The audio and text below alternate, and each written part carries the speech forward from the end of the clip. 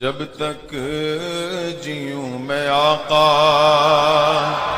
کوئی غم نہ پاس آئے، کوئی غم نہ پاس آئے۔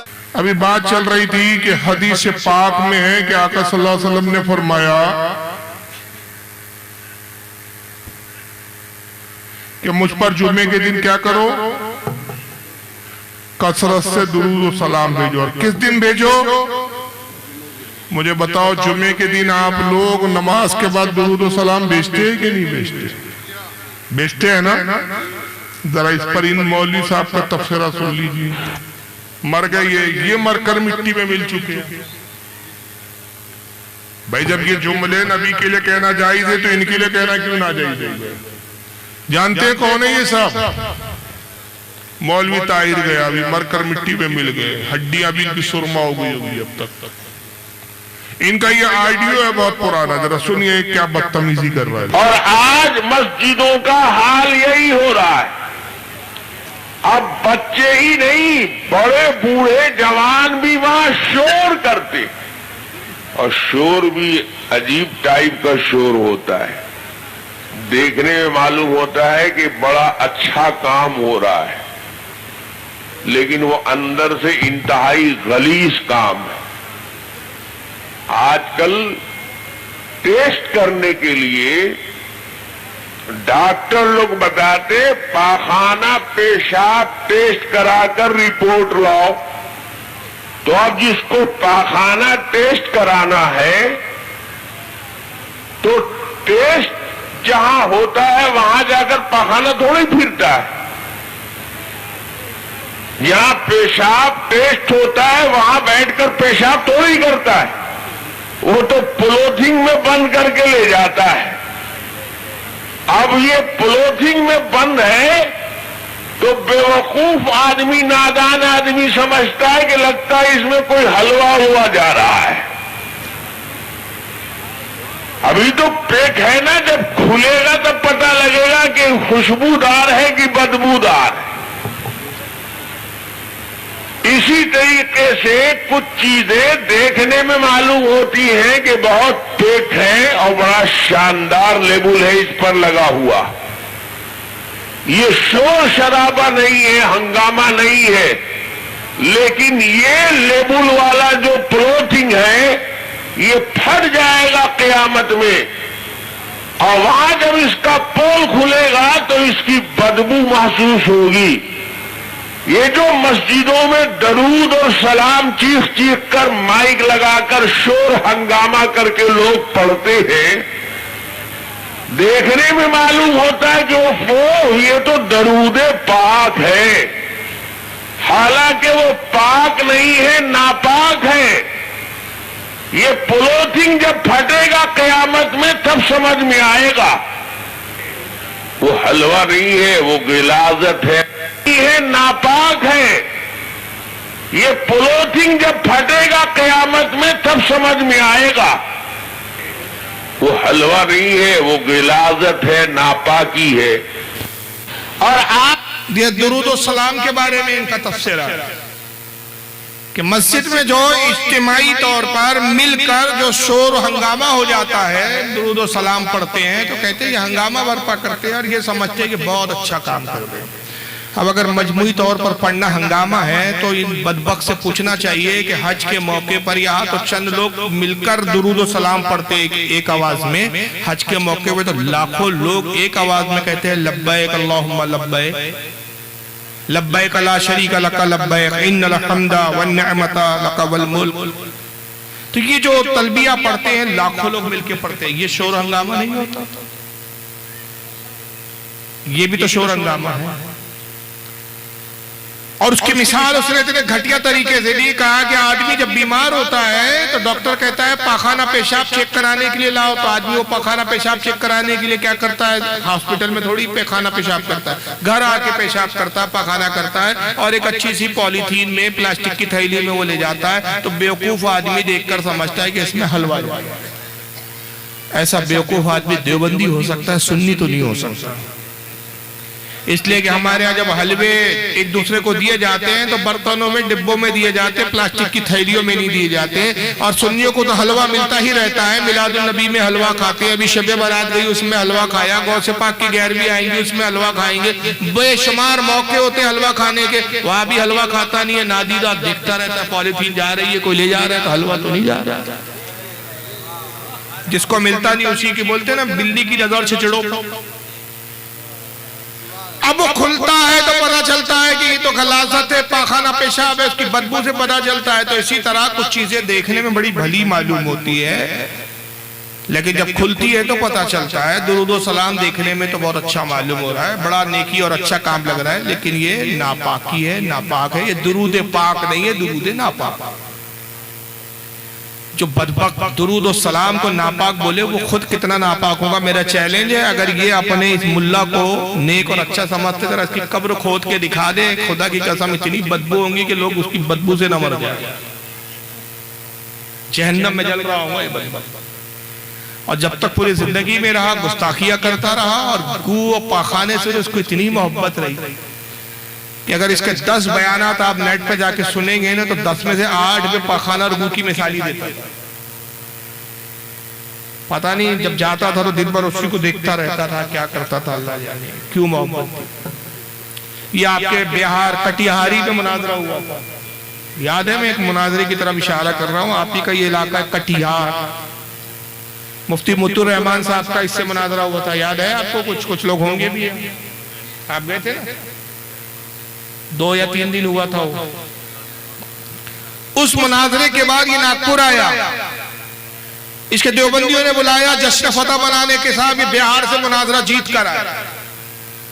ہم نے پوسٹر چھاپا تھا وہاں پر کہ بھائی جھوٹ بولنا بند کرو، اس وقت یہ ویڈیو انٹرنیٹ کا اتنا آسان نہیں تھا، سی ڈی آتی تھی، سی ڈی ہماری پہنچی نہیں تھی، ہم لوگ اپنی سیڈیوں کے لیے پریشان تھے کہ بھئی ہوا کیا ریئل میں، اور یہاں لمبی چھوڑ رہا ہے، 2 دن کا جلسہ تھا، ہم نے پوسٹر نکال دیا کہ بھئی یہاں مناظرہ کرو، اور اس وقت ہمارے ناگپور کی ایک عظیم شخصیت زندہ تھی، حیات تھی، مفتی اعظم مہاراج حضرت مفتی مجیب اشرف صاحب قبلہ رحمۃ اللہ تعالی، ان کے نام سے پوسٹر نکالا گیا، انہوں نے ان کی طرف سے ہم نے پوسٹر نکالا، انہوں نے کہا اس میں لکھوایا کہ صاحب میں مناظرہ کرنے کے لیے تیار ہوں، آئے ہو تو ہم سے بھی کر کے جاؤ، پتہ تو چلے تمہاری اوقات۔ تو مناظرہ تو نہیں کیے انہوں نے، رد کیا، اور رد کر کے وہاں کھلیاں اڑا رہا، مذاق اڑا رہا، تو مذاق اڑاتے اڑاتے اس نے یہ ایک واقعہ بیان کیا، کہا کہ یہ جو بریلوی لوگ ہوتے ہیں نا، یہ بدعتی لوگ، یہ اپنے جو ہے بزرگوں کی قبروں پہ پھول ڈالتے ہیں، عطر ڈالتے ہیں، پتہ ہے کیوں ڈالتے ہیں؟ اپنی عوام سے کہہ رہا ہے جانتے ہو کیوں ڈالتے ہو؟ اصل میں ہوتا یہ ہے کہ یہ فاتحہ دیتے ہیں، اور فاتحہ کے بارے میں ان کا عقیدہ یہ ہے کہ کھانا ان کے مردوں کو پہنچتا ہے، حلوہ کھلاتے ہیں اپنے مردوں کو، حلوہ بیچتے ہیں، بریانی بیچتے ہیں، کھانے بیچتے ہیں، گوشت بیچتے ہیں، اور عقیدہ ہے کہ مردے ان کے کھاتے ہیں، مردوں کو پہنچتا ہے، تو جب ان کے مردے کو پہنچتا ہے تو مردہ کھاتا ہے تو ہکتا بھی ہے، ہکتا ہے تو قبروں میں پاخانہ ہی پاخانہ ہو جائے، قبر سے باہر تو جا نہیں سکتا، تو قبر میں بدبو آنے لگتی ہے، تو ان کو ڈر ہوتا ہے کہ یہ بدبو اندر کی باہر نہ آ جائے، تو یہ اتنی چھڑکتے جاتے ہیں بدبو دبانے کے لیے، اس پہ چادر ڈھانپ لیتے ہیں، چادروں پہ چادریں ڈالتے ہیں کپڑے کی تاکہ بدبو باہر نہ آئے، گلاب کے پھول ڈالتے ہیں، پتیاں ڈالتے ہیں، اتنے چھڑکتے رہتے ہیں، اس کا مجمع بھی ہنس رہا اور یہ بھی بے غیرت ہنس رہا۔ بہرحال یہ مناظرہ تو نہیں کیا، اس وقت چلا گیا، اس کے کچھ ہی عرصے بعد ہم نے مفتی مطیع الرحمان صاحب کی تاریخ لی اور ان کو ناگپور بلایا، پھر جوابی جلسہ ہوا، اور اس نے 2 دن میں جتنی بکواسات کی تھی اس کے بھی جوابات دیے گئے، سی ڈی بھی عام کی گئی، وہاں پر لوگوں کو سی ڈی بھی دی گئی کہ اصل میں مناظرے میں ہوا کیا۔ تو میں خود اس جلسے میں موجود تھا اور نظامت میں کر رہا تھا، تو حضور مفتی مجیب اشرف صاحب قبلہ علیہ رحمہ، مفتی اعظم مہاراج نے حکم دیا کہ میں چاہتا ہوں کہ یہ جو پاخانے والا جو اس نے کہا ہے مزاروں کے بارے میں بزرگوں کی، اس کا جواب آپ دیں، وہ ہمارا دینا مناسب نہیں ہے، اور جواب زیادہ قرآن حدیث اس سے دلائل سے نہیں دینا ہے، جیسا اعتراض ہے اسی انداز میں جواب چاہیے، اور یہ جواب آپ ہی دے سکتے ہیں، ہمارا دینا مناسب نہیں۔ میں نے کہا ٹھیک ہے حضور میں دے دوں گا، میں نے 2 سے 3 منٹ میں جواب دیا، جواب سننا ہے آپ کو؟ کیا جواب سننا ہے؟ میں نے کہا مولوی صاحب سب سے پہلے تو آپ نے جھوٹ کہا، ہماری کسی کتاب میں نہیں لکھا ہے کہ یہ کھانا مردے کو پہنچتا ہے، جب تمہارے نزدیک اللہ ہی جھوٹ بول سکتا ہے تو تم جھوٹ بولے تو کون سی تعجب کی بات ہے؟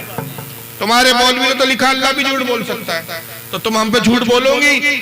چیلنج ہے کہ ہماری کسی سنی عالم کی، معتبر عالم کی، ذمہ دار مستند عالم کی کسی کتاب میں جملہ دکھا دے کہ ہمارے کسی عالم نے کہا کہ فاتحہ میں جو ہم کھانا دیتے ہیں یا بیچتے ہیں یا رکھتے ہیں یہ مردے کو پہنچتا ہے. یاد رکھیے کھانا نہیں پہنچتا، ثواب پہنچتا ہے. ہم یہ نہیں کہتے اللہ یہ کھانا فلاں مردے کو پہنچا دے، اللہ یہ کھانا فلاں کو پہنچا دے. ہم کہتے ہیں اللہ جو بھی کھلایا جائے گا، پلایا جائے گا، جو کچھ پڑھا گیا، جو قرآن کی تلاوت کی گئی، جو کچھ رکھا گیا، ان سب کا ثواب فلاں بزرگ کو پہنچا. سب سے پہلے تم نے جھوٹ بولا. چلو اگر تھوڑے دیر کے لیے مان لو کہ نہیں چلو کھانا پہنچتا ہے، ہمارا یہی عقیدہ ہے، چلو تم نے کہا منظور ہے ہمیں. مگر مولوی جی پوری بات آپ کو معلوم نہیں، مردہ ہمارا ہے، ڈیٹیل ہمارے پاس ہے، تفصیلات ہمارے پاس ہے، تمہارے پاس تھوڑی ہے. بے شک ہمارے مردے کو کھانا بھی پہنچتا ہے، ہمارا مردہ کھانا بھی کھاتا ہے، کھانا کھانے کے بعد پخانا بھی کرتا ہے، مگر اپنی قبر میں نہیں کرتا. ہم تو سال بھر اپنے مردے کو کچھ نہ کچھ بھیجتے رہتے ہیں. شب برات میں بھیجتے ہیں، 11ویں میں بھیجتے ہیں، 12ویں میں بھیجتے ہیں، محرم میں بھیجتے ہیں، کنڈوں میں بھیجتے ہیں. متعدد موقع ہوتے ہیں اور یہ سارے موقعوں کے بعد برسی بھی مناتے ہیں، اس میں بھی ہم بھیجتے ہیں. تو ہمارے مردے کو تو ہم بھیجتے رہتے ہیں، ہمارا مردہ کھاتا رہتا. تم وہابڑے تو اپنے مردے کو کچھ بھیجتے ہی نہیں ہو، تو بازو میں تمہارا مردہ بھوک کے مارے منہ پھاڑے پڑا رہتا ہے، ہمارا مردہ اسی کے منہ میں حق دیتا ہے. تو ہم اس کو شکر میں اس کی ہمت افزائی کے لیے پھول اور اتنے کے تحفے پیش کرتے ہیں کہ کتنے زبردست سنی ہو، زمین کے اوپر تھے تو بھی وہابی کو تپا رہے تھے، اندر بھی ستا رہے ہو. یہ ہماری طرف سے گلاب کے تحفے قبول کرو.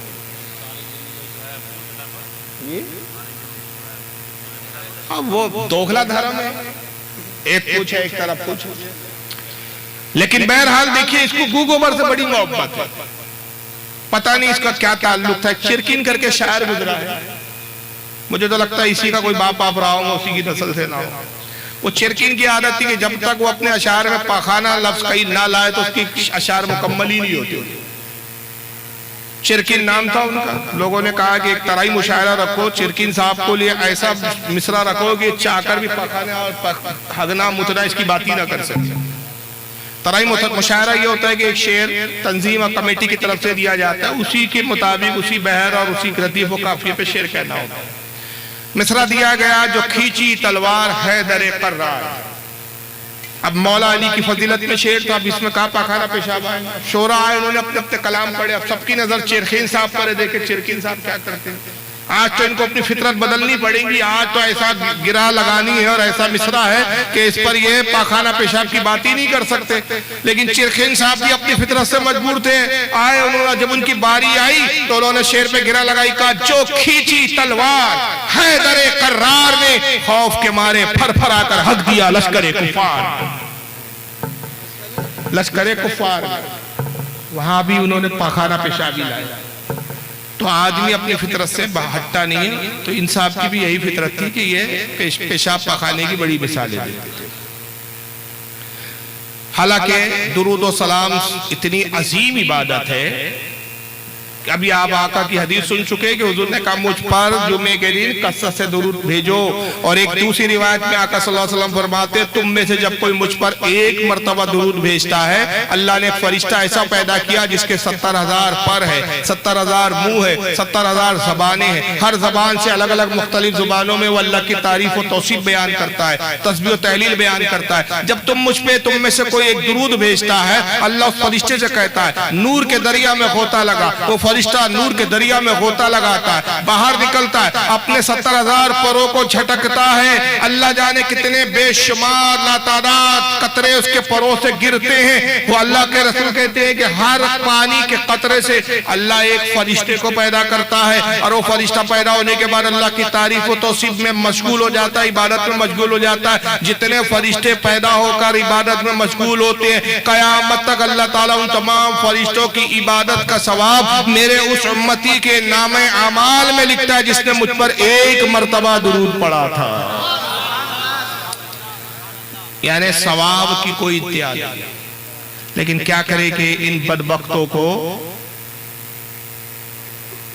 اس کی توفیق ہی نہیں ہے. اب ان صاحب کو سن لیجئے، بات مردار زندہ کی چل رہی تھی ہماری.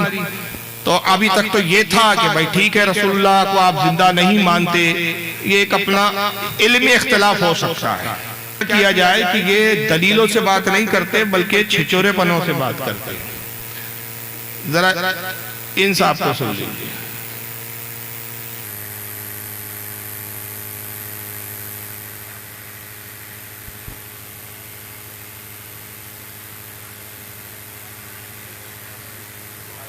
پردہ کر گئے، پردہ کر گئے، اتنا ذلیل کسی نے کیا ہوگا؟ ایک صاحب لکھتے ہیں اپنی کتاب میں،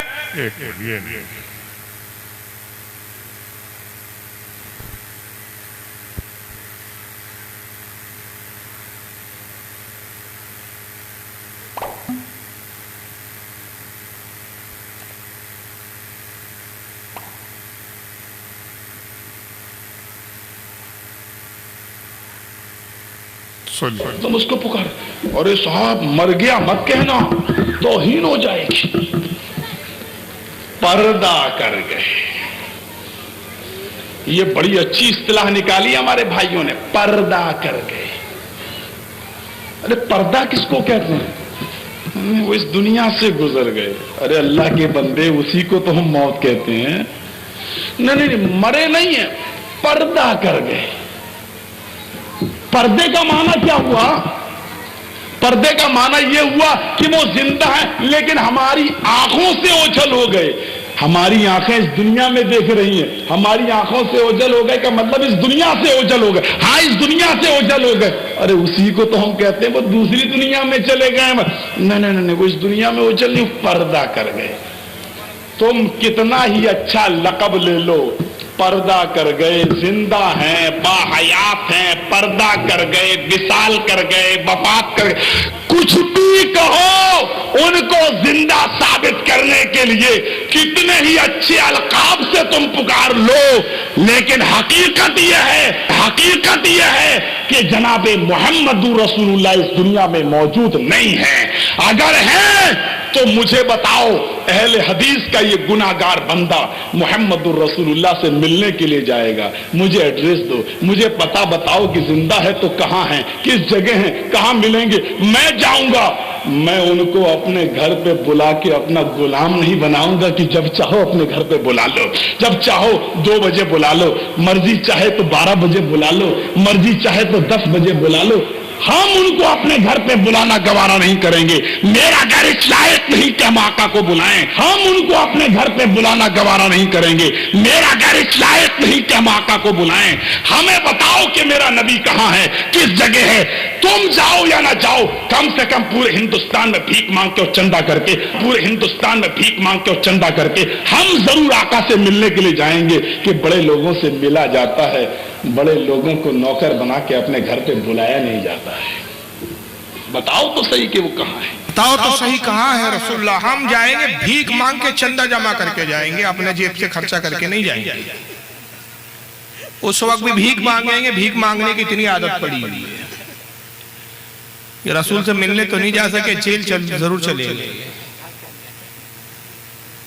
اور کس کیس میں گئے تھے وہ آپ کو معلوم ہے، اب اس پہ کیا تبصرہ کریں۔ جیل جانا بھی الگ الگ ہے، جیل جانا برا نہیں ہے، یہ بات سن لیجیے۔ بہت سے لوگ اپنی قوم کی خاطر جیل میں جاتے ہیں۔ جنگ آزادی کے ٹائم کتنے مجاہدین جنگ آزادی سے جیلوں میں گئے، آج ہم ان کو احترام کرتے ہیں، عزت سے دیکھتے ہیں۔ جیل جانا برا نہیں ہے، سوال یہ کہ کس جرم میں جا رہے ہیں، دیکھا یہ جاتا ہے۔ آج بھی کئی لیڈر ہیں جو اپنی قوم کی خاطر جیل جاتے ہیں، تو وہ لیڈروں کی لوگ تعریف کرتے ہیں، برائی تھوڑی ہوتی ہے۔ اب لیکن کوئی بلاتکار میں چلے جائے تو افسوس کی بات ہے۔ لیکن یہ کتنا بڑا گستاخ ہے، اس کا انداز دیکھو، لب و لہجہ دیکھو، نبی کی بارے میں بات کر رہا ہے لیکن لہجہ اس کا کتنا گستاخانہ بے ادبانہ ہے۔ بدبخت کہتا ہے کہ نبی زندہ ہے تو مجھے ایڈریس دو، پتہ بتاؤ، اس کو ایڈریس دو، پتہ بتاؤ، اس کو معلوم نہیں رسول اللہ کہاں ہے۔ بھائی آپ کو پتہ ہے حضور کہاں ہے؟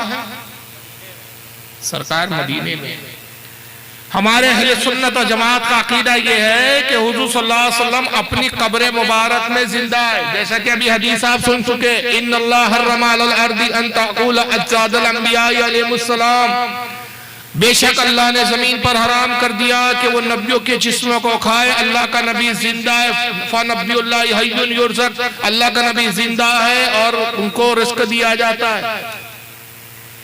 الانبیاء احیاء فی قبورہم یصلون, نبی اپنی قبروں میں زندہ ہوتے اور نماز پڑھتے. یہ حدیث بتا رہی ہے. تو مرکز ہوتا ہے حضور کا جو گھر ہے, مرکز ہے وہ قبر ہے. اور وہ قبر اتنی ہی نہیں ہے بلکہ اس کی کوئی لیمٹ نہیں ہے. اس لیے کہ آقا کہتے ہیں عام نیک بندے کی قبر اتنی وسیع ہوتی ہے, جہاں تک اس کی نگاہ ہوتی ہے وہاں تک اس کی قبر کی وسعت ہوتی ہے. تو حضور کی قبر کی کوئی انتہا نہیں.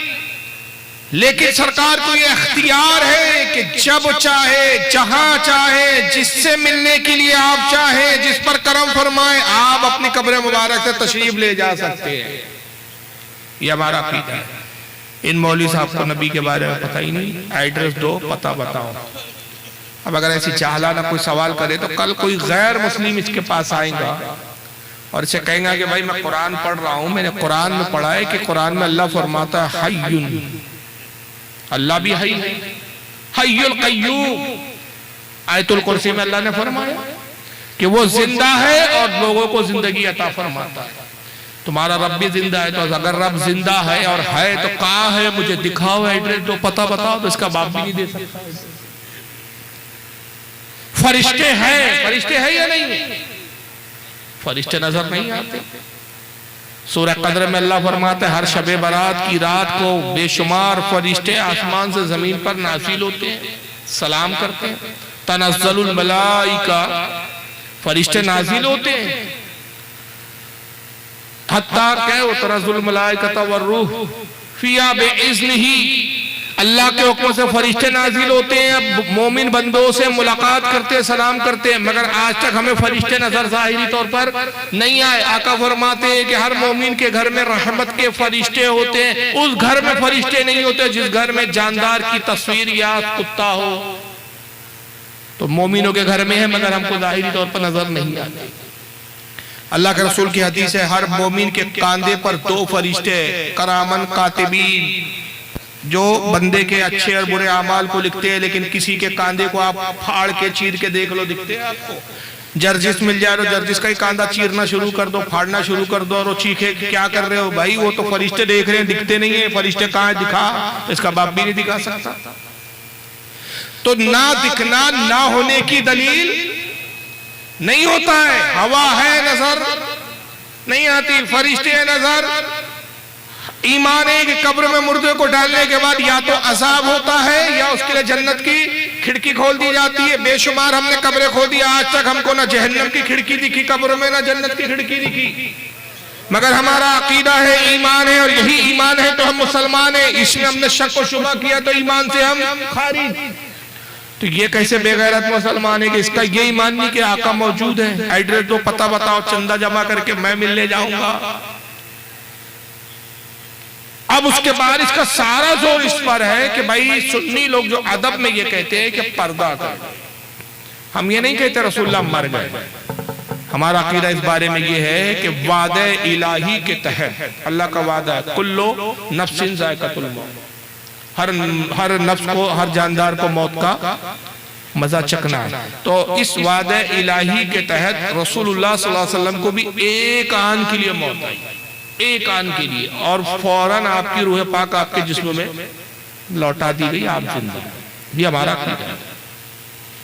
تو حضور کو بھی موت آئی لیکن حضور زندہ ہے. اب یہ کہتا ہے نہیں صاحب تم پردہ کر گئے بولو, تب بھی مطلب یہ ہوا کہ ہاں مر گئے. تم کہو نہیں ہماری نگاہوں سے اجھل ہے, تو مطلب تو یہی ہوا کہ مر گئے.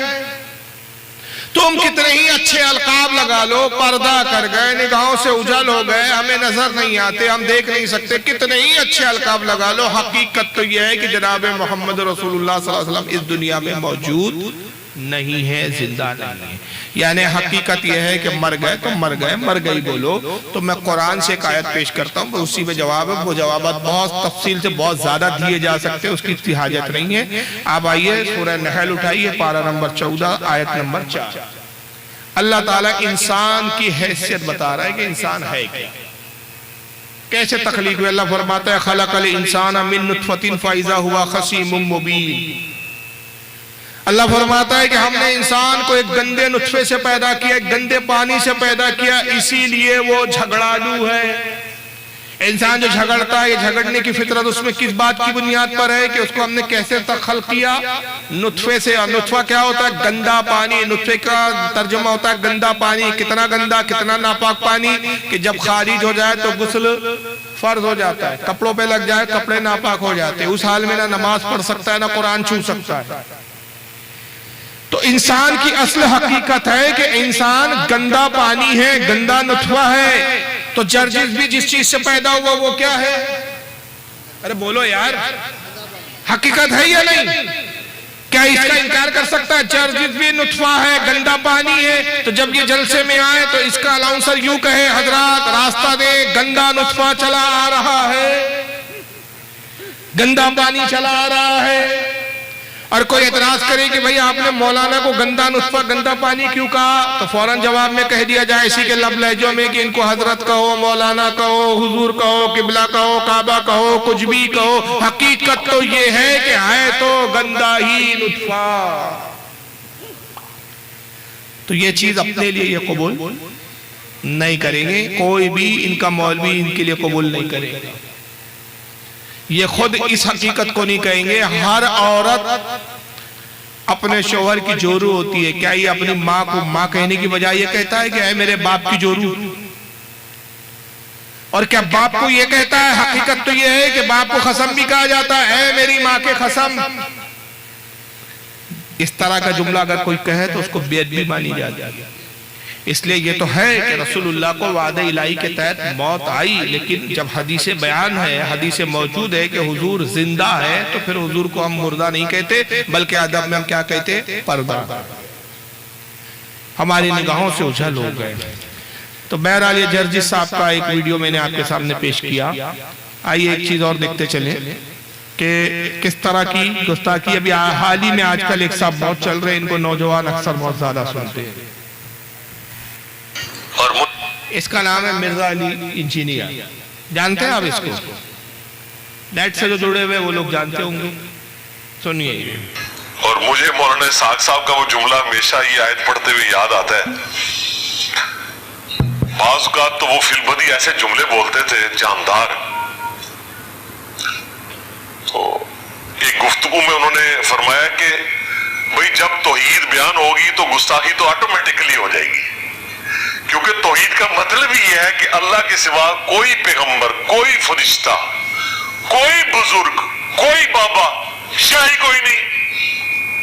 توحید کا تو مطلب ہی یہی ہے کہ کوئی انسان اپنا پیشاب بھی نہیں روک سکتا، ہاں وہ پیغمبر ہو یا ہم انسان ہو۔ انسان اپنا پیشاب بھی نہیں روک سکتا، ہاں وہ پیغمبر ہو یا ہم انسان ہو۔ ایک مولوی انسان افضل مانتا ہے، غیر مقلد تھا، وہ مر گیا، بڈھا پاکستان کا تھا۔ اس کا جملہ بیان کرتے ہوئے یہ بدبخت کہتا ہے کہ مولانا اسحاق صاحب کا جملہ مجھے بڑا اچھا لگتا ہے کہ وہ کہا کرتے تھے کہ جب بھی توحید بیان ہوگی تو ایٹومیٹک انبیاء کی گستاخی ہوگی۔ سوال یہ پیدا ہوتا ہے کہ توحید کا مطلب ہوتا ہے اللہ کی الوہیت، اللہ کے ایک ہونے، اللہ کی عبادت کے لائق ہونے، اس پر اللہ کی تعریف بیان کرنا۔ نعرہ تکبیر، نعرہ تکبیر، نعرہ رسالت، نعرہ رسالت، علماء اہل سنت، علماء اہل سنت، پیر طریقت، رہبر راہ شریعت، حضور سیدی شاہ محمد اشرف، حضور سیدی شاہ محمد اشرف، نعرہ تکبیر، نعرہ رسالت۔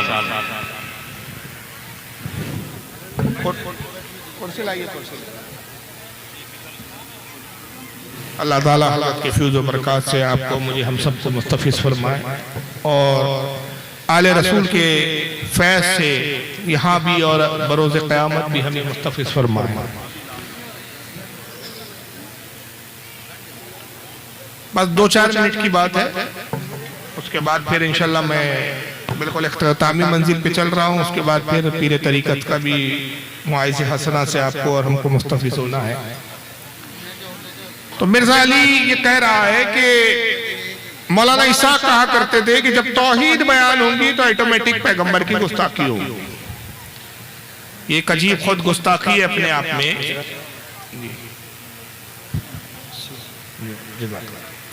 یہ خود اپنے آپ میں گستاخی ہے کہ یہ کون سا طریقہ ہے کہ اللہ کی تعریف، اللہ کی توحید بیان ہو تو نبی کی توہین ہو. بھائی اگر آپ سے کہا جائے کہ آپ اپنے والد کی تعریف بیان کیجئے تو کیا آپ کو اپنے والد کی تعریف بیان کرنے کے لیے اپنے چچا کی توہین کرنی پڑیں گی؟ کہا جائے کہ دادا کی تعریف بیان کیجئے تو کیا آپ اپنے دادا کی تعریف بیان کریں گے تو اپنے والد کی توہین کریں گے؟ یہ کون سا انداز ہے؟ قرآن عظیم میں کوئی ایک ایسی جگہ ہے کہ جہاں اللہ تعالیٰ نے اپنی توحید کا اظہار کیا، اپنی تعریف توصیف بیان کی تو معاذ اللہ نبی کی توہین کی؟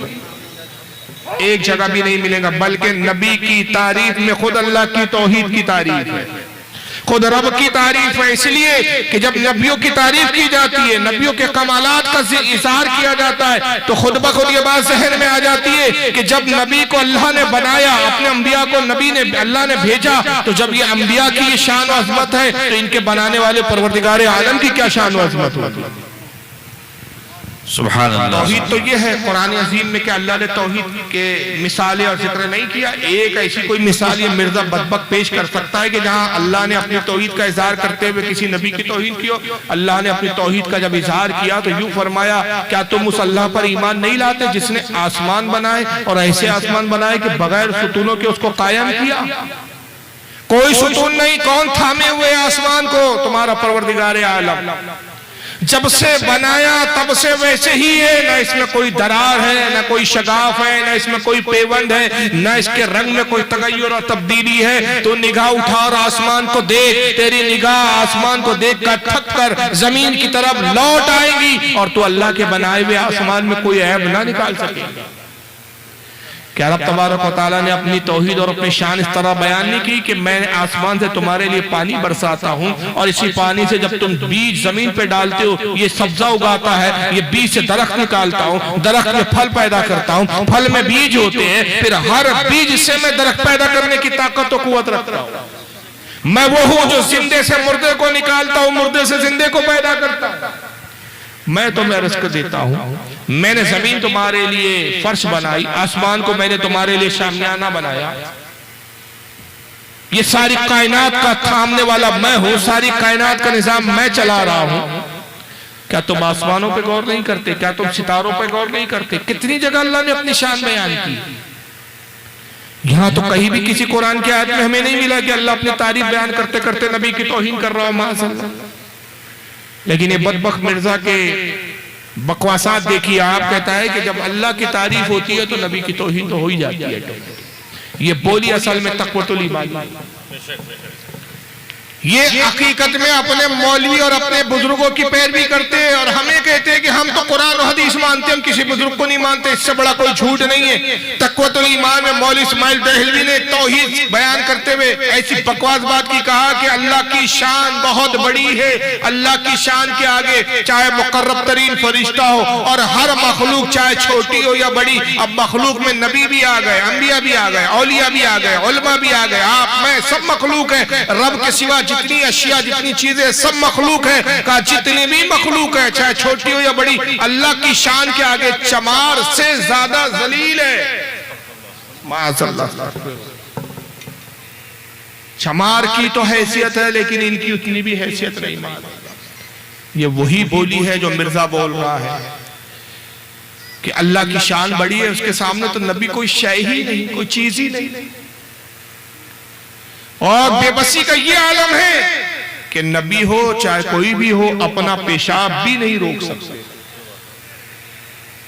یہ بالکل صریح توہین ہے انبیاء اکرام کی، رسول اللہ کی توہین ہے کہ اپنا پیشاب نہیں روک سکتے. یعنی جاہل کے نزدیک اگر کوئی اپنا پیشاب روک لے تو کیا معاذ اللہ وہ خدا کی ذات میں شریک ہو گیا. اللہ پیشاب پاخانے سے پاک ہے اس لیے وہ خدا ہے. یہ توحید کی تعریف نہیں ہے، یہ گھٹیا تعریف ہے. کیونکہ بہت ساری ایسی ذاتیں اور ایسی شخصیات ہیں کہ جو پیشاب پاخانے سے منزہ اور مبرہ ہے.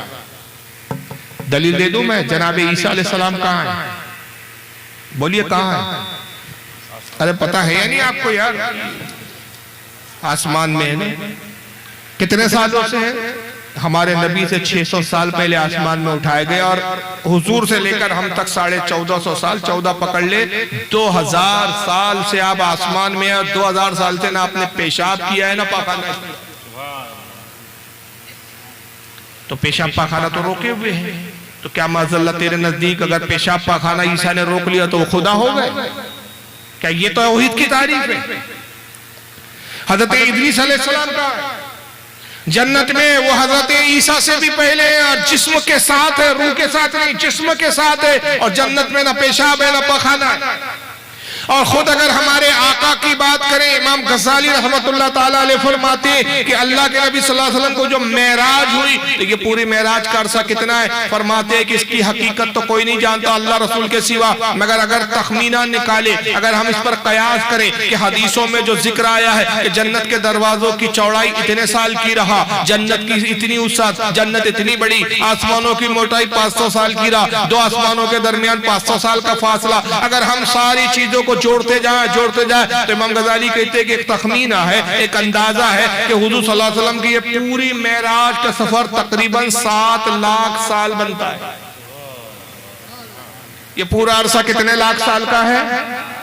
7 لاکھ سال۔ یہ بھی تخمینہ ہے، ایگزیکٹ فیگر نہیں ہے، یہ ایک اندازہ ہے۔ تو 7 لاکھ سال حضور معراج کے سفر میں رہے، 7 لاکھ سال آپ معراج کرتے رہے، جنت بھی دیکھا، دوزخ بھی دیکھا، انبیاء سے بھی ملاقات ہوئی، فرشتوں سے بھی ملاقات ہوئی، فرشتوں انبیاء سے کلام بھی ہوا، اور پھر لامقام رب کا دیدار کیا، رب سے بھی کلام ہوا۔ مگر اس پورے عرصے میں کوئی روایت، کوئی مائیکل لال نہیں دکھا سکتا کہ حضور صلی اللہ علیہ وسلم نے پورے سفر معراج میں کہاں پیشاب کیا۔ یہ تو ملے گا کہ دودھ پیش کیا گیا، آپ نے دودھ کو نوش فرمایا۔ یہ تو ملے گا کہ جنت کی نعمتیں پیش کی گئی، آپ نے جنتوں کی نعمت کو تناول کیا۔ مگر ایک روایت ضعیف سے ضعیف موضوع بھی روایت میں ملے گی کہ حضور نے فلاں مقام پر پیشاب کیا، فلاں مقام پر آپ نے پاخانہ اور قضاء حاجت کی، نہیں ملے گا۔ کیا مطلب؟ آقا صلی اللہ علیہ وسلم اس سے منزہ ہے، اگر رب چاہے تو اپنے نبی کو ان چیزوں سے دور فرما دے۔ آقا پیشاب پاخانہ اس لیے کرتے تھے کہ محتاج اس لیے نہیں، اس لیے کیا کہ ہمیں کرنے کا سلیقہ اور طریقہ آ جائے۔ حضور خانے سے بھی پاک ہے، معراج پر اتنے طویل عرصے تک آپ بغیر کھائے پیے معراج کرتے رہے۔ 2000 سال سے عیسیٰ علیہ السلام آسمان میں، لیکن نہ کھاتے ہیں نہ پیتے ہیں، آسمانوں میں نہ کھانا نہ پانی، بغیر کھائے پیے آپ وہاں پر زندہ جسم کے ساتھ موجود ہیں۔ آقا بھی چاہتے تو کھائے پیے بغیر بھی آپ کی حیات رہتی، اس لیے کہ آپ کی حقیقت نور ہے، نور نہ کھانے کا محتاج ہے نہ پینے کا محتاج ہے، مگر کھایا کیوں پیا کیوں؟ اس لیے کہ حبیب تجھے بظاہر ہم بظاہر بشر بنا کر بھیج رہے، اے حبیب تو کھا تاکہ میرے بندوں کے لیے تو جو کھائے وہ حلال ہو جائے، اور جس کو تو چھوڑ دے وہ حرام ہو جائے، اور جس طریقے سے تو کھائے وہ کھانے کا سلیقہ بھی آ جائے اور وہ کھانا سنت بھی بن جائے۔ آقا نے ہم پر کرم کرنے کے لیے تناول کیا، ہمیں سکھانے کے لیے کھایا بھی اور پیا بھی۔ لیکن یہ عجیب جہالت ہے کہ بدبخت کہتا ہے کہ کوئی شے ہی نہیں ہے، انبیاء کوئی چیز ہی نہیں ہے۔ ان کی بے بسی کا تو عالم یہ ہے کہ اپنا پیشاب نہیں روک سکتے۔ میں کہتا ہوں اے کاش تیرے والد صاحب نے اس رات کو اپنے جذبات کو روک لیا ہوتا۔ یار بہت لپیٹ کے بول رہا ہوں اور بہت بے حسی ہے آپ لوگ۔ ہمارے یہاں تو اشاروں کی ہی تقریروں کو بہت زیادہ سمجھتے، زیادہ کھل کر بولو تو پسند ہی نہیں کرتے، مگر آپ لوگ بالکل تقریر سننے کا موڈ ہی نہیں ہے، مجازی نہیں ہے یہاں۔ میں نے ایک ایسا جملہ بول دیا ہے کہ بات ختم ہو گئی، اس کی پورے رد ہو گئے، اس کا ترجمہ نہیں کہ کاش اس رات اس کے والد نے اپنے جذبات کو روک لیا ہوتا، یہ نتیجہ برآمد نہ ہوتا۔ جب بے موقع بے جذبات ظاہر ہو جاتے ہیں تو ایسے نتیجے نکلتے ہیں، اور پھر نتیجہ یہ ہوتا ہے کہ ایسے بدبخت توہینیں کرتے ہیں، گستاخیاں کرتے ہیں، یہاں تک کہ نبی تو چھوڑیے نعوذ باللہ من ذالک، دیکھیے حضرت عمر کو بھی نہیں چھوڑا اس نے بدبخت۔ الصلاۃ خیر من النوم، سیدنا عمر نے کیوں داخل کیے؟ کیا ان کو بدعت ایجاد کرنے کا اختیار تھا؟ سیدنا عمر ہو یا کوئی بڑے سے بڑی پرسنالٹی ہو، کسی کو اسلام میں بدعت داخل کرنے کا کوئی اختیار نہیں ہے، کیونکہ نبی علیہ السلام نے کیٹیگوریکل مینشن کر دیا ہے، بخاری مسلم میں موجود ہے کہ آپ صلی اللہ علیہ وآلہ وسلم نے فرمایا من احدث فی امرنا ھذا فہو رد، جس میں ہمارے دین میں کوئی چیز داخل کی وہ مردود ہے، چاہے کوئی بھی کرے۔ تو یہ بہت خصوصاً حنفی علماء کی. اس سے سوال ہوا، شاید آواز تھوڑی سی سمجھ میں نہیں آئی آپ کے، میں سنا دیتا ہوں تھوڑا، کیونکہ ساؤنڈ میں تھوڑا سا ایفیکٹ ہے اس کے. کسی نے سوال کیا کہ اذان میں، فجر کی اذان میں الصلاۃ خیر من النوم کا یہ اضافہ حضرت عمر نے کیا تو کیا یہ بدعت نہیں ہے؟ تو یہ مردود خبیث جواب دیتا ہے کہ ہاں یہ بدعت ہے، اور بدعت کی ایجاد اور دین میں بدعت کو شامل کرنے کا حق کسی کو نہیں، چاہے وہ حضرت عمر ہو یا کوئی اور اس سے بڑی پرسنالٹی ہو. کسی کو بدعت داخل کرنے کا نہیں ہے، اور یہ حنفیوں کا جھوٹ ہے کہ حضرت عمر نے داخل کیا اس کو تو بدعت نہیں ہے، یہ بدعتی ہے. یعنی اس کے نزدیک حضرت عمر فاروق اعظم بھی بدعتی، یہی ایک سائسوٹ کی اولاد ہے. صحابہ تک اس کے نزدیک جو ہے نعوذ باللہ من ذالک بدعت سے پاک نہیں ہے، گناہگار ہے. اس جاہل کو اپنے عقل پر بڑا ناز ہے اور عقل کے گھوڑے دوڑاتا ہے، اور اس عقل کی بنیاد پہ کہہ رہا ہے. بخاری مسلم میں حدیث ہے کہ اللہ کے نبی نے فرمایا جس نے ہمارے دین میں کوئی چیز ایجاد کی وہ مردود ہے، تو کسی کو حق نہیں ہے. تو سب سے پہلے تو میں اس کا جواب دے دوں کہ دو روایتیں موجود ہیں. ایک روایت تو یہ ہے کہ اذان میں یہ جملے الصلاۃ خیر من النوم یہ خود سرکار نے شامل کیا، پہلی تو یہ بھی ایک روایت ہے. اور روایت یہ ہے کہ حضرت بلال رضی اللہ تعالیٰ عنہ کی عادت کریمہ تھی کہ روزانہ فجر کے لیے جب آپ اذان دینے کے لیے آپ جاتے تو سرکار کے حجرے کے قریب سے گزرتے تو آپ سلام پڑھتے اور زور سے کہتے الصلاۃ والسلام علیک یا رسول اللہ.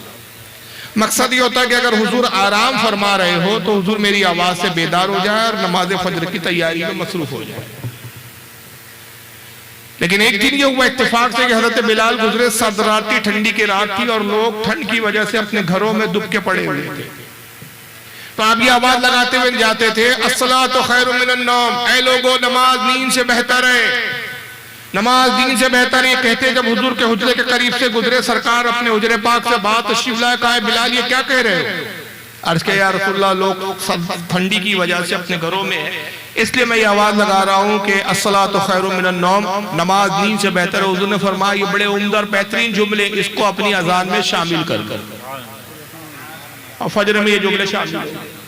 ایک تو یہ روایت ہے، اور دوسری روایت یہ ہے کہ حضرت عمر رضی اللہ تعالیٰ عنہ کے ساتھ یہ واقعہ پیش آیا کہ ان کے مؤذن نے جملے کہے، آپ نے فرمایا اذان میں جملے شامل کر لو. اب اگر اس روایت پر ہم بھروسہ کریں کہ حضرت عمر نے اس کو شامل کیا تو اب اس کے بقول بدعت ہے. کسی کو اختیار نہیں کہ دین میں کوئی نئی بات ایجاد کرے. تو بدبخت کو یہ تو بخاری کی حدیث نظر آ گئی کہ جو ہمارے دین میں کوئی چیز لائے وہ مردود ہے، مگر اسی بخاری مسلم میں اس خبیث کو یہ حدیث نہیں ملی کہ آقا نے فرمایا علیکم بسنتی و سنت الخلفاء راشدین، تم پر لازم ہے میری سنت کی پیروی اور میرے بعد میرے خلفاء راشدین کی پیروی.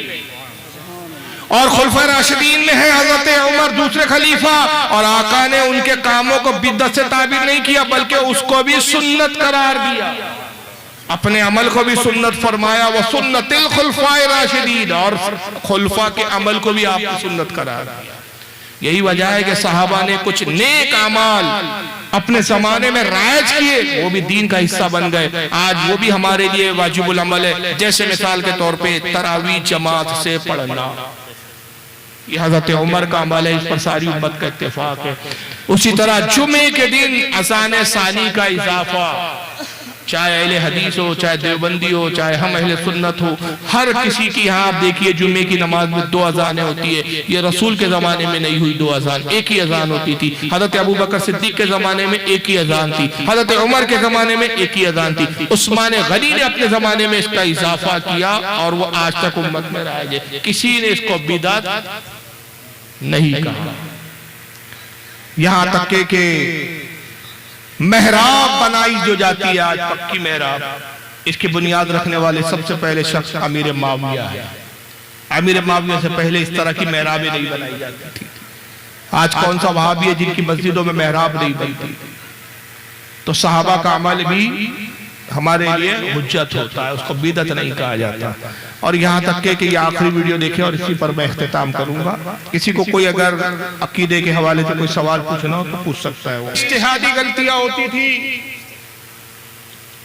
اللہ گرفت کرتا تھا. اور قرآن عظیم میں جو اللہ نے فرمایا کہ ہمارا نبی اپنی مرضی سے کچھ نہیں کہتا جب تک ہم وحی نہیں نازل کرتے.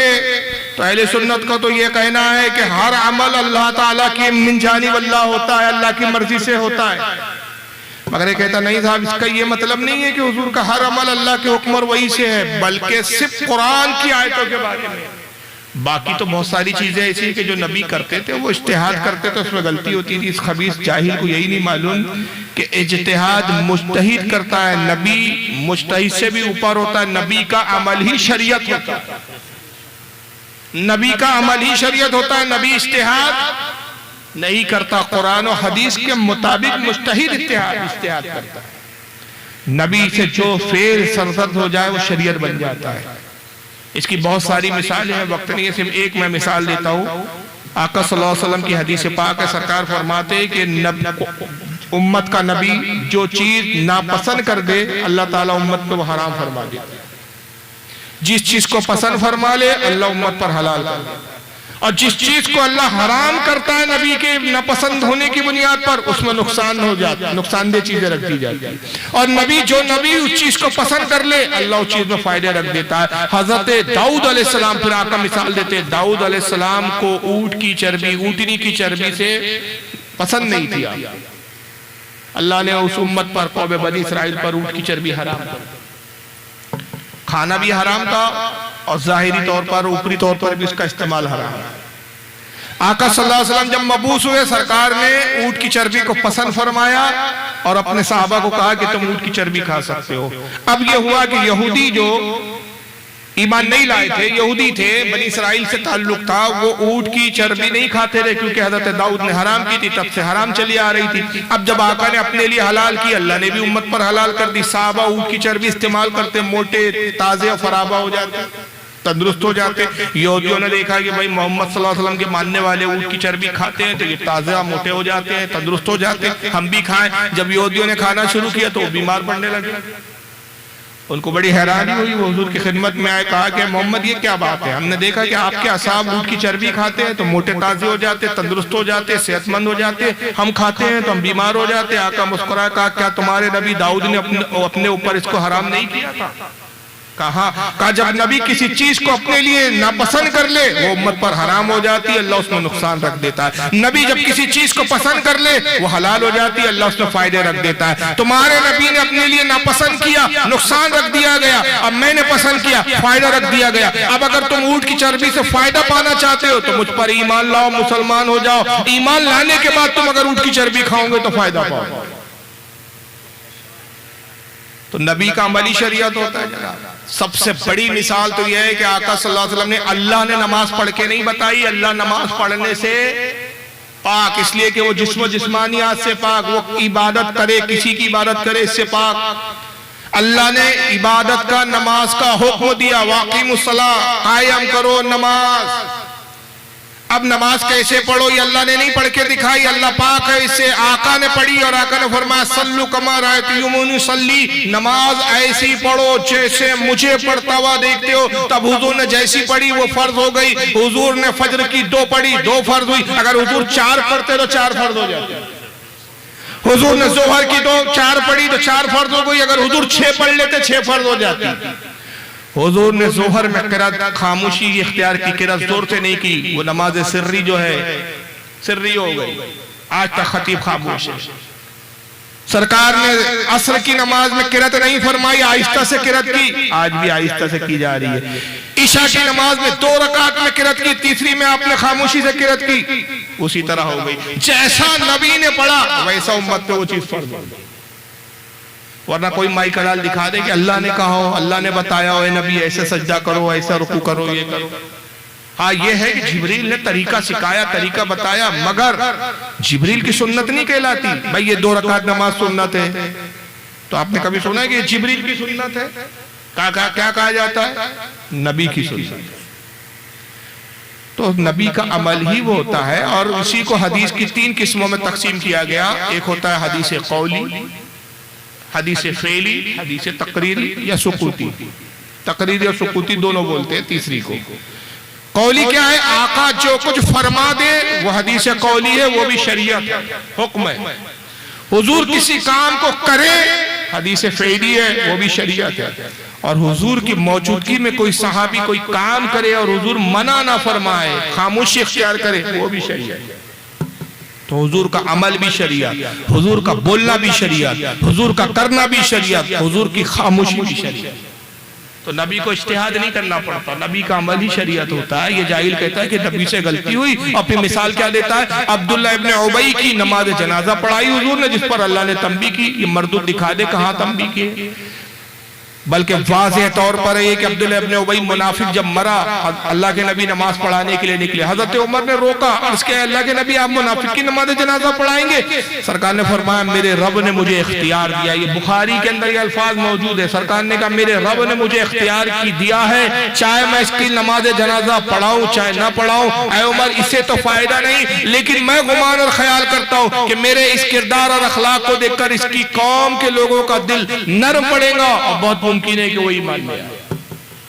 اور وہی ہوا، آقا صلی اللہ علیہ وسلم نے عبداللہ ابن عبی کی جب نماز جنازہ پڑھائی، اس کی قوم کے لوگوں نے دیکھا یہ تو حضور کے خلاف سازشیں کرتا تھا، پکا منافق تھا، مگر حضور اس کے ساتھ حسن سلوک کر رہے ہیں، حسن اخلاق کا مظاہرہ کر رہے ہیں۔ اس کی قوم کے لوگ تقریباً 7,000 لوگ ایمان میں داخل ہوئے۔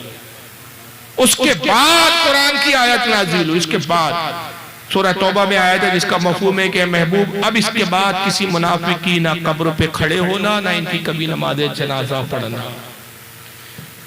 تو جب تک قانون نہیں آیا تو وہ عمل جو کیا گیا وہ گناہ نہیں ہوتا، اس کو خطا نہیں کہا جاتا۔ خطا تب ہوتا ہے جب قانون آ جائے، قانون کے خلاف ورزی ہو تو خطا ہوتی ہے۔ مثال کے طور پہ جب تک قانون نہیں تھا کہ گاڑی چلاتے وقت آپ کو ہیلمٹ پہننا ہے، تو اگر آپ ہیلمٹ پہنے بغیر گاڑی چلا رہے تو آپ مجرم نہیں ہیں۔ اب قانون آ گیا کہ آپ کو بائک چلاتے ہوئے ہیلمٹ پہننا ہے، اب اگر کوئی ہیلمٹ نہ پہنے تو مجرم ہے، اب جرمانہ ہوگا۔ کوئی بیوقوفی ہوگا کہ وہ آئے آپ کے ابا جان کے پاس اور کہے کہ بھائی آپ کے ابا کا ہم چالان کرنے آئے، کس بات کا؟ 50 سال پہلے یہ گاڑی جب چلاتے تھے تو بغیر ہیلمٹ کے چلاتے تھے، تو ابا جان کہیں گے بیوقوف کے بچے اس وقت ہیلمٹ پہننا کوئی ضروری تھا ہی نہیں۔ تو وہ خطا کہاں سے ہو گئی؟ خطا تب ہوتی ہے جب قانون بن جاتا ہے۔ تو حضور نے جس وقت نماز جنازہ پڑھائی نہ وہ خطا تھی، جب خطا ہی نہیں تھی تو پھر چاہے وہ اجتہادی ہو یا خطا مطلب مذموم خطا ہو، کسی کیٹیگری میں آپ رکھنے کی ضرورت ہی نہیں۔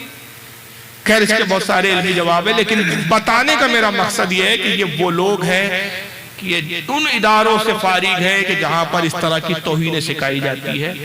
تو بہت خوشی کی بات ہے کہ آپ نے اہل سنت و جماعت کے مدرسے کی بنیاد رکھی، جہاں سے رسول اللہ کے چاہنے والوں کی جماعت پیدا ہو، جہاں سے عاشقان مصطفیٰ کی فوج نکلیں گی۔ اس ادارے کی آپ خوب بھرپور مدد بھی کریں، اور سب سے بڑھ کر مدد یہ ہے جو مجھے یہاں سننے کو ملا، بڑا افسوس ہوا کہ یہاں لوگ دین سے بڑے غافل ہیں۔ حالانکہ بہار ایک ایسا علاقہ ہے، ایک ایسا صوبہ ہے بہار ہندوستان کا کہ جہاں سب سے زیادہ عالم نکلتے ہیں، لیکن آپ کے اس علاقے کے بارے میں نے جب یہ سنا کچھ لوگوں سے تو بڑا افسوس ہوا کہ یہاں لوگ اپنے بچوں کو عالم بنانے کی طرف توجہ نہیں دیتے، خرافاتوں میں بہت زیادہ ملوث ہے۔ یاد رکھیے یہ خرافاتیں ہمارے لیے نقصان دہ ہیں۔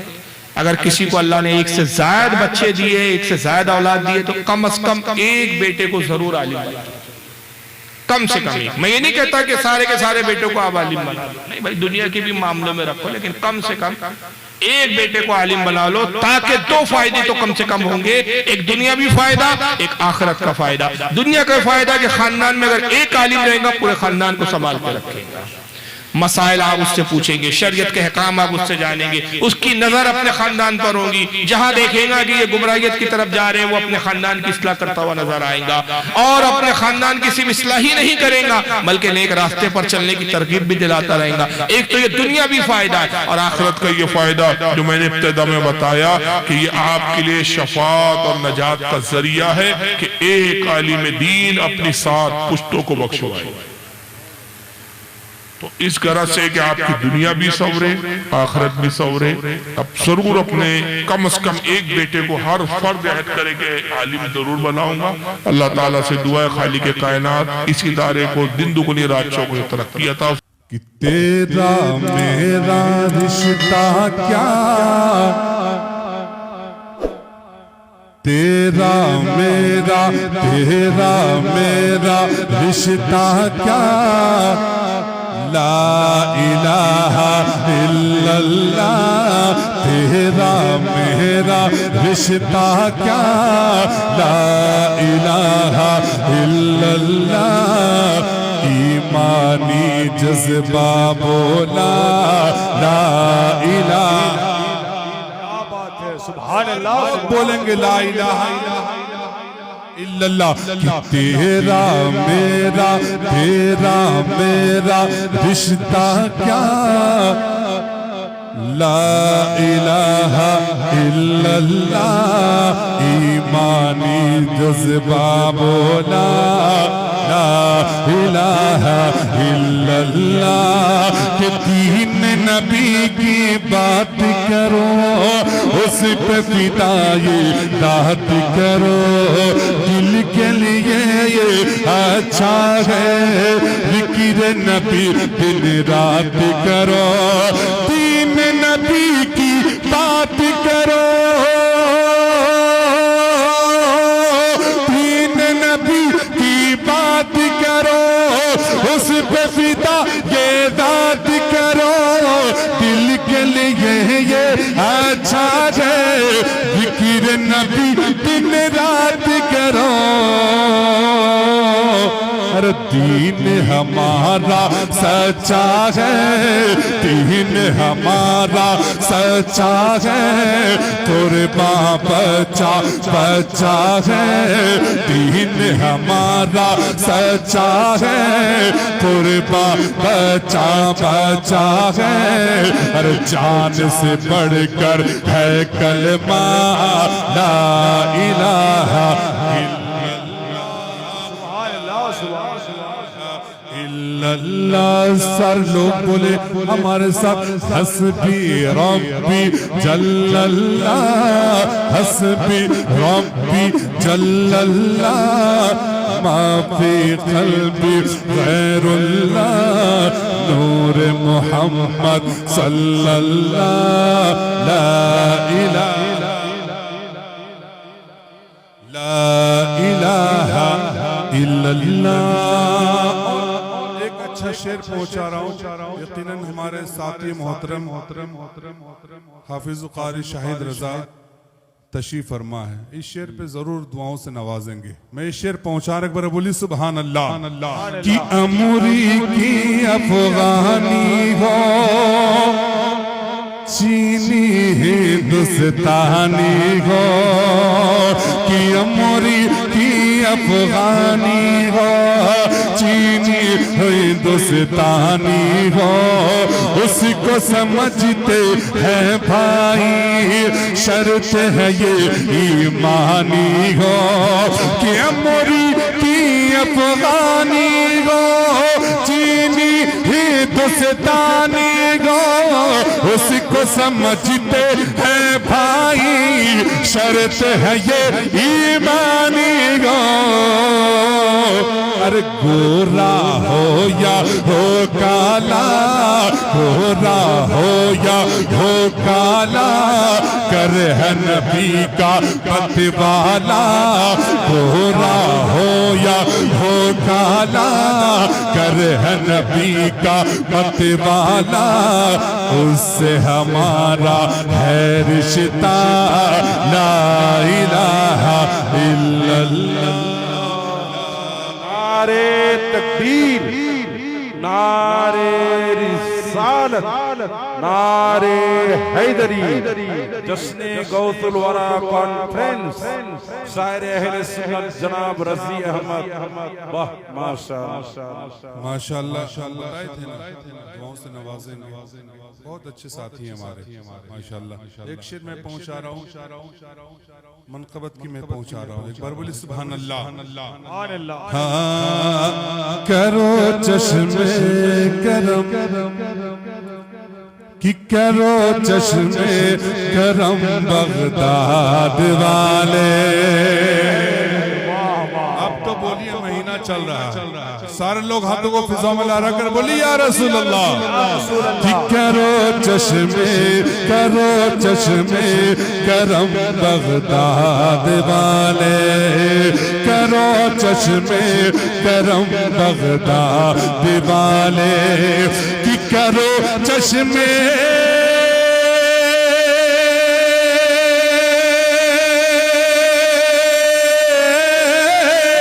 کرو چشمے کرم بغداد والے کرو چشمے کرم بغداد والے ارے مٹا دو سارے غم مٹا دو سارے غم بغداد والے سبحان اللہ بغداد والے مٹا دو سارے غم بغداد والے کہ کوئی جاتا ہے کوئی جاتا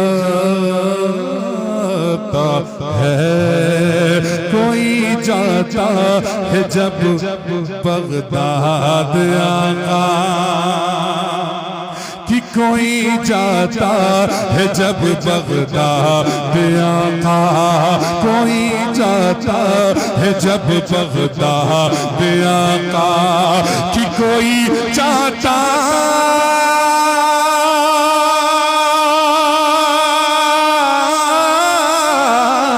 کہ کوئی جاتا ہے جب بغداد آقا کوئی جاتا ہے جب بغداد آقا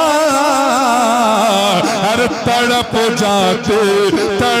جاتے ہیں ہم بغداد والے تڑپ جاتے ہیں ہم بغداد والے کہ کرو چشمے کرم آواز نہیں آ رہی ہے کہ کرو چشمے کرم بغداد والے کہ کرو چشمے کرم بغداد والے یہ شعر مکمل ہونے کے بعد یقیناً 20 سے نوجوان نعرہ لگائے گا یہ شعر ہی ایسا ہے میں پہنچا رہا ایک بار بولے سبحان اللہ سبحان اللہ کہ زمین سے نام ظالم کا مٹا دو کہ زمین سے نام ظالم کا مٹا دو کہ زمین سے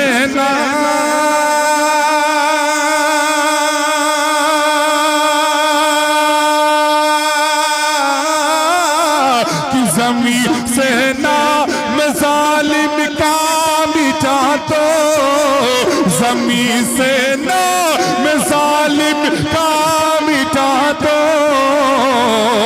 ارے سہے کتنا ستم بغداد نعرہ تکبیر نعرہ رسالت نعرہ حیدری حضور اشرف الاولیاء کا دامن حضور تاج الاولیاء کا دامن نعرہ تکبیر نعرہ رسالت ستم بغداد والے سارے لوگ پڑھے ہمارے ساتھ کہ سہے کتنا ستم بغداد والے کرو چشمے کرم بغداد والے کرو چشمے کرم بغداد والے کرو چشمے کرم بغداد والے میں ایک شعر پہنچا رہا ہوں منقبت کی ایک شعر پہنچا رہا ہے بولے سبحان اللہ بولے یا اشرف یا اشرف سارے لوگ اپنے ہاتھوں کو فضاؤں میں لہرا کر بولے یا رسول اللہ کہ اس کو ہر جو عالم غم سے بچھڑتے دیکھا کہ اس کو ہر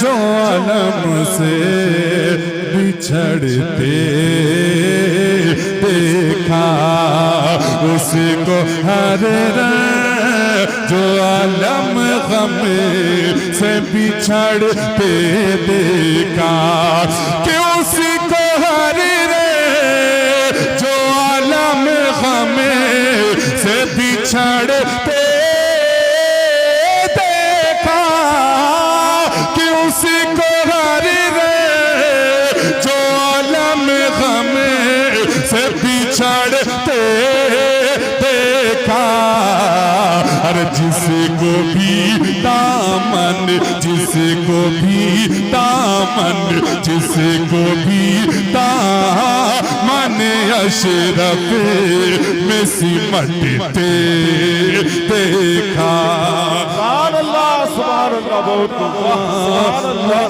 اشرف میں سمٹتے دیکھا جس کو بھی دامن جس کو بھی دامن اشرف میں سمٹتے دیکھا.